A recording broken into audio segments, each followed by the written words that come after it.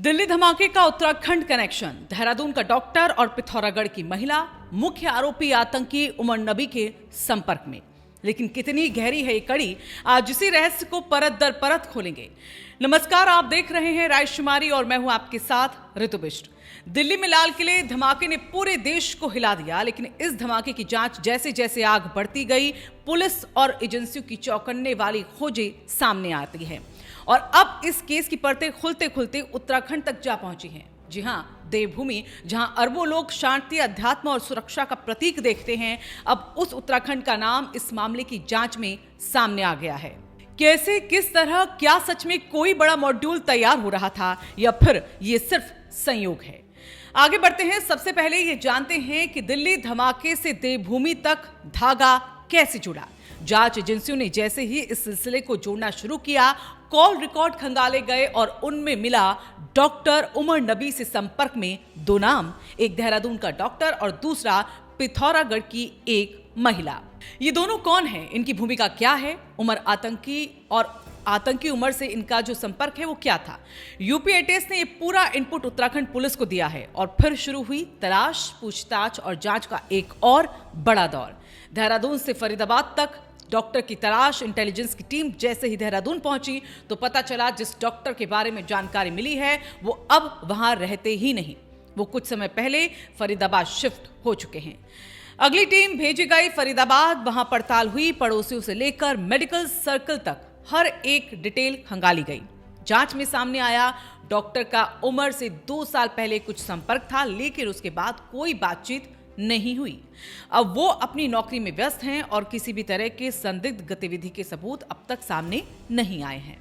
तो क्या इतना ही? ठहरिए, अभी तो कहानी बाकी है। दूसरा नाम पिथौरागढ़ की एक महिला का।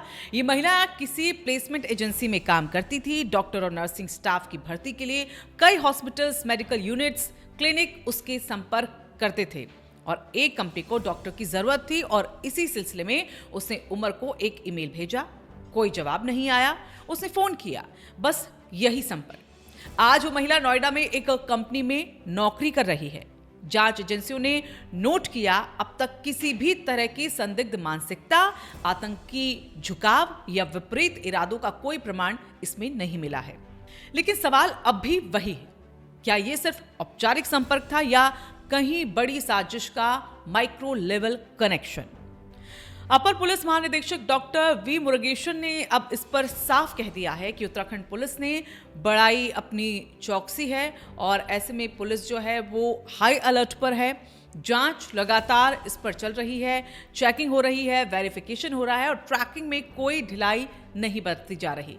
फिलहाल कोई क्राइम लिंक साबित नहीं है, लेकिन अगर मिला तो कार्रवाई सबसे पहले और सबसे तेजी से की जाएगी। तो ये बयान आश्वस्त भी करता है और अगली बड़ी कार्रवाई का पूर्व संकेत भी देता है, क्योंकि धमाका दिल्ली में, लेकिन निशाना क्या था? ये पहली बार नहीं है जब देश के अलग अलग राज्यों से ऐसे मामलों में लिंक के तौर पर वो सामने आए हों। आतंकी नेटवर्क की 3 पहचानें होती हैं। 1 सीधा शामिल लोग, 2 बिना जाने इस्तेमाल हो जाने वाले संपर्क और 3 सोए हुए तत्व, स्लीपर एजेंट्स। इन तीनों में कौन सही कौन गलत, ये जांच में ही साबित होगा। लेकिन लाल किला धमाके का मतलब छोटा नहीं हो सकता। जो जगह देश की पहचान हो उसे उड़ाने की साजिश क्या सिर्फ धमाका करने भर का एक प्रयास था या इससे भी बड़ा संदेश दिया जा रहा था? सवाल गंभीर है। उमर नबी कौन है? ये डॉक्टर, लेकिन सोच किसी आतंकवादी संगठन जैसी। दिल्ली धमाके का मुख्य अभियुक्त कॉल डिटेल से नेटवर्क खंगालने पर कई राज खुल रही हैं। देश में किस किस जगह संपर्क था, किससे क्या बातचीत और किसके जरिए सुविधा और सहयोग मिला, और कौन जानकर जुड़ा था और कौन अनजाने में इस्तेमाल हो रहा था। ये पूरी स्कैनिंग चल रही है। देवभूमि को क्यों सतर्क रहना है? क्योंकि उत्तराखंड सामरिक रूप से एक संवेदनशील इलाका है। नेपाल बॉर्डर है सामने, हिमालय रूट्स है, तीर्थ है, जहां साल भर देश विदेश से लोग यहां पर आते हैं। कई जगह से सीधे हवाई, सड़क और रेल संपर्क भी है।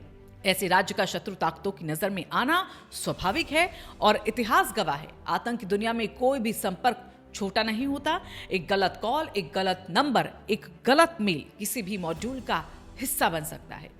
अगर ये दोनों संपर्क सिर्फ नौकरी, प्रोफेशनल बातचीत और पुराने परिचय से जुड़े थे, तो अब सबसे बड़ा सवाल, क्या उमर नबी भारत में ऐसे और कितने लोगों से संपर्क में था?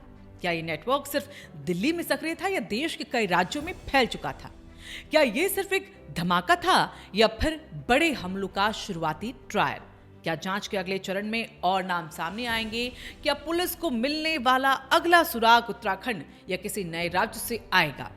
कहानी अभी खत्म नहीं, ये तो शुरुआत है। Delhi police, UP ATS, Uttarakhand STF, intelligence, सभी एजेंसियां एक साथ एक ही मॉड्यूल पर निगाहें जमाई बैठी है। क्या इस कनेक्शन ने किसी बड़ी साजिश को जन्म दिया है? क्या भारत की सुरक्षा व्यवस्था ने एक बड़े हमले को समय रहते रोक लिया, या फिर यह सिर्फ एक साधारण सा नंबर कनेक्शन था जिसे साजिश की शक वाली रोशनी में देखा जा रहा है?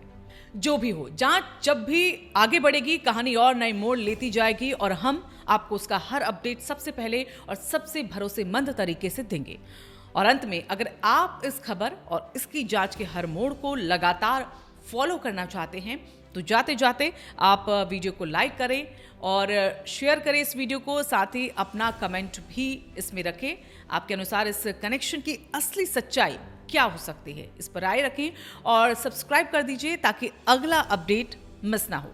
फिलहाल इतना ही, लेकिन याद रखिए, कहानी खत्म नहीं हुई, अगला खुलासा कभी भी हो सकता है।